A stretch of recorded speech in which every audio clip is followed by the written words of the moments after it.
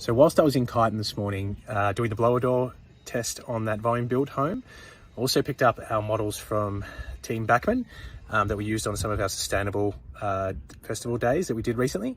So I'm going to give you a little walkthrough of what that looks like. So this is one of the displays. The other one we have is actually what we consider to be standard build. And we sit that next to this one and then talk about the differences. So we'll start at the bottom. And this model was prepared by David and the team at EcoWise Homes. And we have that on display at some of our open houses as well. So we've got our 50mm XPS structural foam underneath the slab. This represents our slab. We've got our internal wall frames. And the cool thing about this is that we've used plasterboard as our air barrier. So we actually install the internal wall frames secondary to the exterior walls. So that allows us to run all the plasterboard all the way through, up here, along the ceiling as well. And then what we do, instead of your L brackets that you traditionally have between your internal wall frames and the bottom chord of your truss here, we actually use these screws here, these deflector screws, and they actually flex. So we still get the same outcome, in fact, actually better.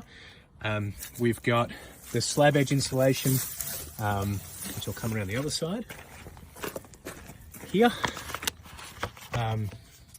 See it up the end there on the slab edge, and that runs directly and flush with the 140mm timber stud.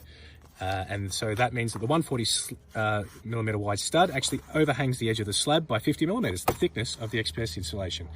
We've got our bug mesh, or a bell compliant mesh. We've got our ventilated cavity, which gives us this nice little gap between our cladding, so it allows drying out, moisture finds its way in there. We've got our timber cladding on the outside, and we've got our horizontal battens here to fix the cladding to. We've used a vapour-permeable wrap.